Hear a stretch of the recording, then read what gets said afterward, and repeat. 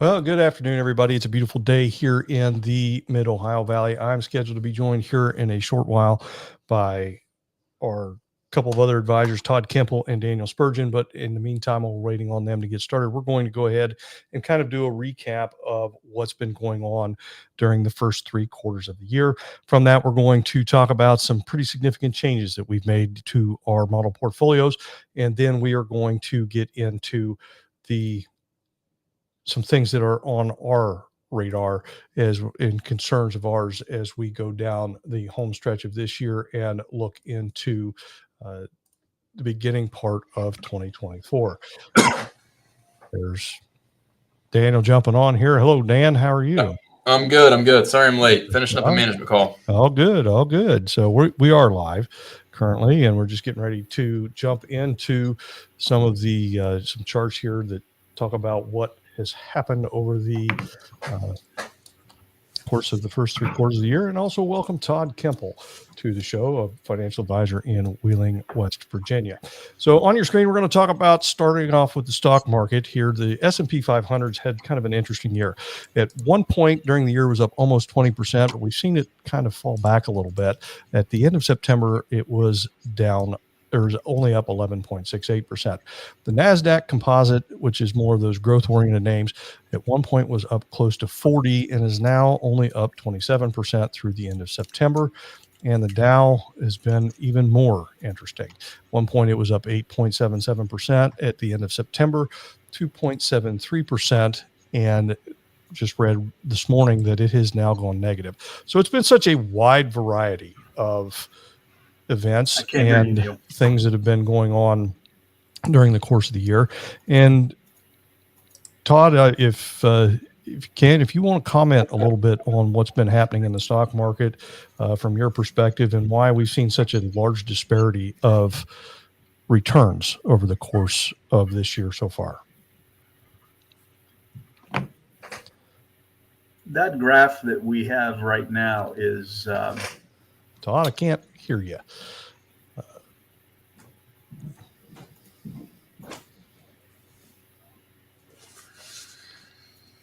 Try again. Somehow I had your volume turned all the way down.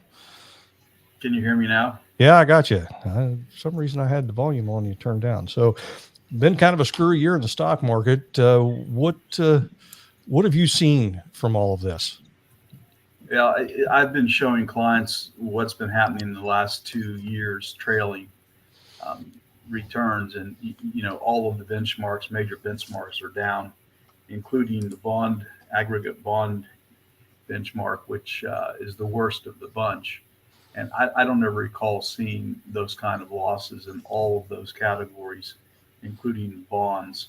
And it goes back to what's been happening, Neil, with the Federal Reserve Board and the actions of interest rate changes. When you think about going from 0% for two total 24-month periods to going from 0 to 5% in the 12-month period, in some ways, I'm shocked the economy is doing as well as it is, Neil, with that rapid of an increase. The Feds continue to see what we typically would look at as strengths: consumer spending, the job creation, are in fact the opposite to a degree of what the Feds want to see. And so the recent comments about interest rates remaining high into 2026 is unsettling to the markets. And we see bond values continue to be impacted by this, and equities.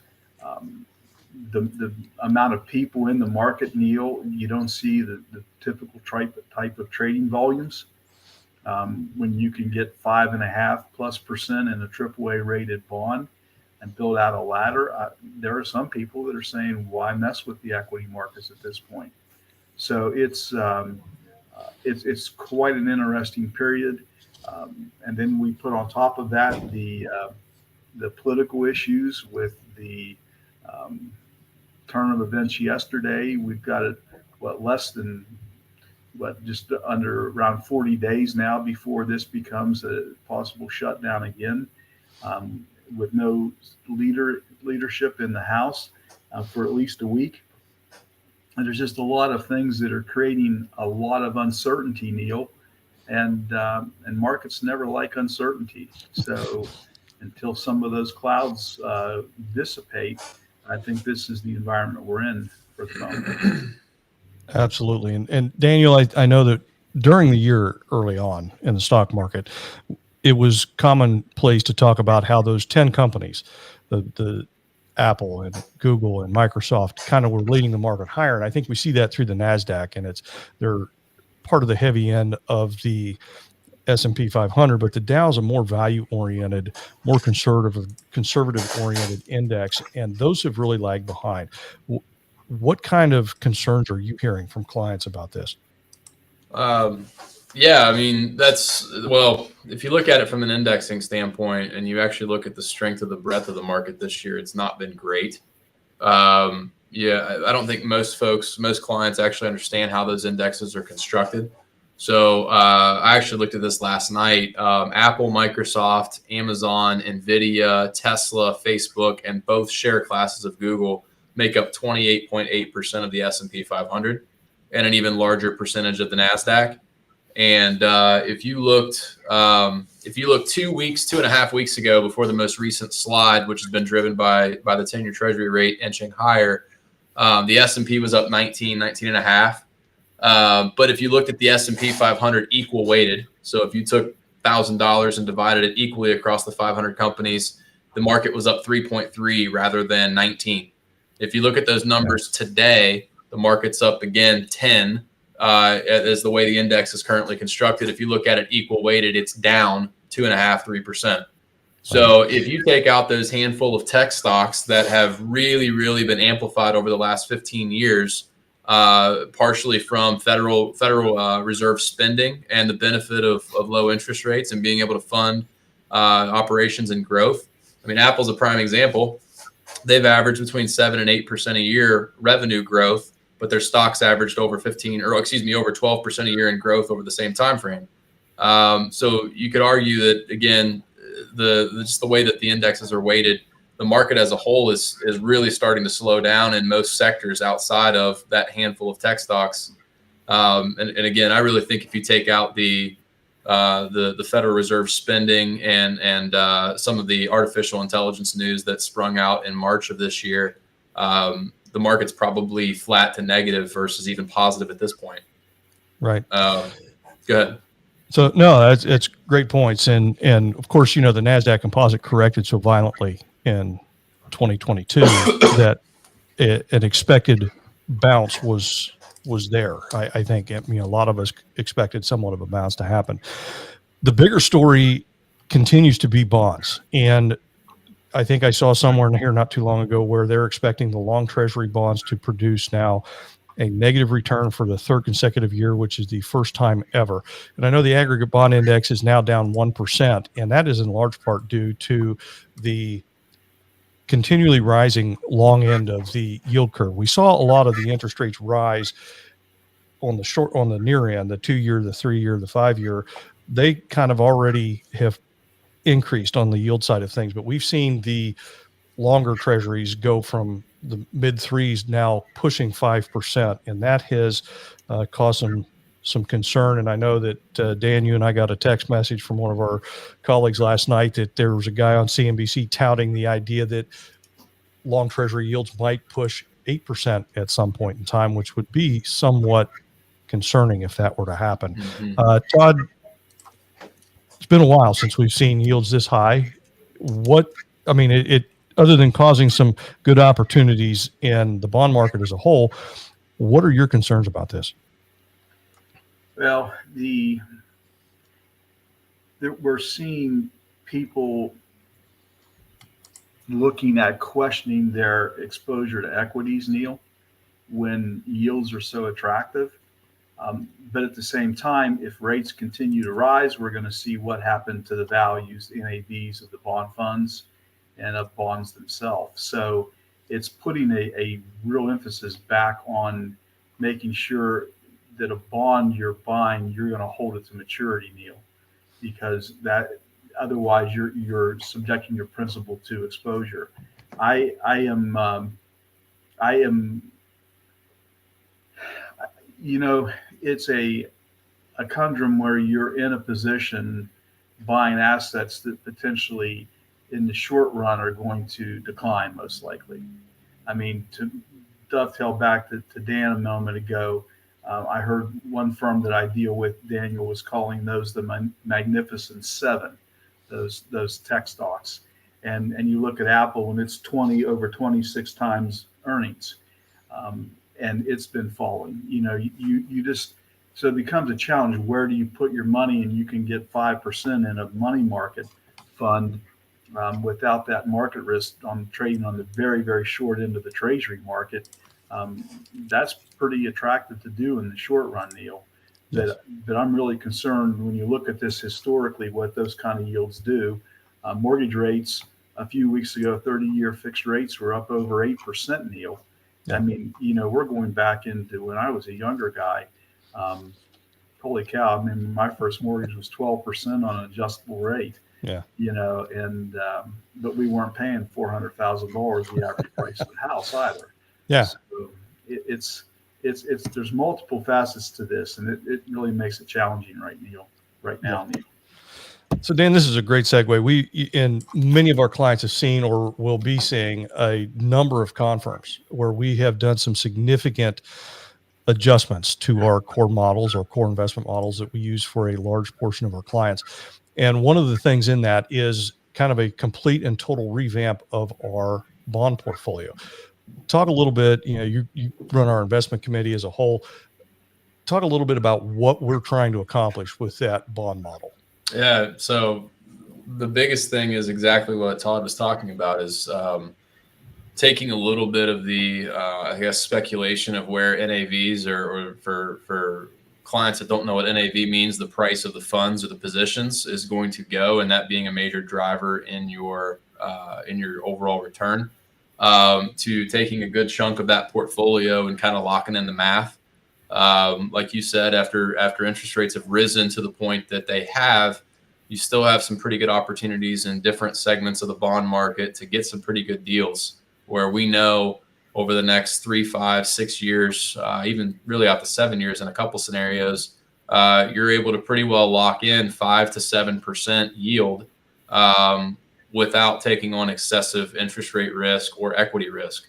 So looking at capital market assumptions of where, many firms think equities are going to be over the next 5 years, which, most recently I looked at JP Morgan's, BlackRock's, and State Street's, and they all have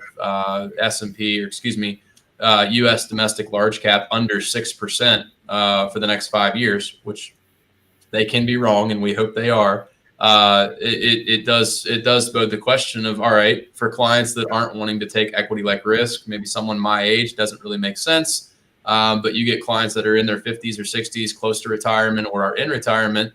Hey, a bird in the hand's worth two in the bush. So do we have the ability to go out and, depending on what their financial plan says they need to earn, can we go out and get 5, 6, 7% yield on a good portion of the portfolio and dramatically reduce their overall market exposure and risk? So that's been the crux of what we've done as far as why we've made the change on the bond portfolio is again, locking in pretty solid yields for the next foreseeable years to come. Right. And it is about the hurdle rate that you have to get. If you can get that on your bond side, and there were a couple of years ago when people were calling into question the validity of the 4% rule because you can only get 2 or 3 on your bonds. Mm-hmm. And not knowing what we would get on stocks, it made that 4% rule a little questionable. But now that we've seen the bond market readjust, and I looked last night, it's the first time since 1996 that we've been in a position like this to get this kind of yield on our bond side, and that's the year I started in this industry. So it's been a long time since we've had this kind of opportunity. And I know, Todd, you've been talking to clients and going through a lot of reviews here lately. When you're trying to set the stage for what's coming down the pike and the rest of this year, what are you telling them are your big concerns when it comes to an investment standpoint? Well, we know from the most recent comments from the Federal Reserve Board that there will be another rate increase, and we know that they have a mind going into 2026 is what they laid out, Neil. And so the market's looking for that terminal rate. I don't think we're going to get that this year. You follow me? So until that happens, I think the markets are going to be still under pressure, trying to understand what that end game is, because stock valuations are ultimately you're looking at cash flows, right? What's the cash flow that's being generated by that company, and how can I value that ultimately when I don't know what the terminal rate is? And so that's a huge challenge. And so we're trying to be a little bit more conservative. The piece that Dan mentioned about the bond structure and ladders, trying to at least get the fixed income side of the portfolio set up properly. Caution is the vanguard of what I'm saying to my clients right now, that this market in the short run isn't going to look, I think, appreciably any different than what we've been seeing. If the government shuts down in 40 plus days, I mean, what does that bring to this also? And there's just a multiplicity of things that could blow up here and cause dislocation in the short run, Neil, that had me concerned. So, Dan, there's a lot of news and a lot of concern, at least from what I've been reading, about some of the labor disruptions, most notably what's going on with the auto workers. And if they were to go into a large scale work stoppage, the potential impact that could have on the economy is substantial, not just from what the automakers produce, but the businesses that support them. Are you getting any questions from clients about things like that, or is that even really on their radar at this point? I've had a few. I've had a few questions, not just surrounding the auto worker potential strike, government shutdown. That's always on people's mind as well. So some of these geopolitical and or just outside of your normal economic cycle type risks, and how those play out is really hard to quantify because none of us have a crystal ball. But you bring up a really good point, and what we've been telling clients is you don't want to try to invest around some of those events because of the fact that you don't know how they're going to play out, and that's where we really have to lean back on our financial plan and make sure, again, from a risk perspective, and more importantly, from a time horizon and income need, or should I say return need, based on the financial planning, you can either reduce risk or increase risk. But I've definitely had a few conversations about, clients wanting to pull money completely out of the market in lieu of an election year coming up next year, potential economic shutdowns or slowdowns. I try to really, really emphasize to clients that that's not something you want to try to time or invest around because, typically there's going to be wild swings, and that's going to be the lion's share of a move up or down. And if you participate in either side of it or miss either side of it, that can be extremely detrimental to the portfolio and your overall financial plan. But ultimately, what's been the goal since 2021 of the Fed is to get cost inflation and economic slowdown in check, right? And part of an economic slowdown is probably what we're going to see over the next 6 months. That's what they've been chasing. So, the arguments of a soft landing versus a hard landing, we've not put much credence into that because it's very, very, that's all up to perspective. How soft is a soft landing, right? If we see a strike or some kind of additional economic issue that leads to higher unemployment or a slower economic environment, that's where, again, I think coming back to the planning, figuring out what you as an individual need to have as a return on your portfolio to make sure that your goals are being met, your time horizon is being met. How we get to that hurdle rate, if you will, or that goal for you really comes back to where's the most risk efficient way to do that in the market. So we don't have that hurdle rate. We can sit here and throw darts at a dartboard all day on what an auto worker strike may be, or a government shutdown, or a congressional issue. None of that stuff matters. I mean, it's life. There's always going to be those events. So it all comes back to the planning in my mind. Absolutely. One of the questions I got here yesterday, in fact, when I was talking to one of our clients, he said, I'd have been ahead to pull out and put all my money into CDs that are earning 4 or 5% right now. And what's the downside of that? Todd, can you touch on what the potential downside of a strategy like pulling out of the market, either stocks or bonds, either one, doesn't really matter, and moving into something like CDs, and why that's not necessarily a good idea? Hindsight's always 20/20, right, Neil? Yes. I love those kind of conversations. And to that point, we don't know what's going to happen going forward, right? We've talked on a lot of negative points here this morning, and just to try to bring this back to another perspective. I mean, our economy is probably the most resilient economy in the history of civilization, and these issues will be resolved. It's part of an economic cycle. And I don't know any more than you do, Neil, when this next stock market run is going to occur.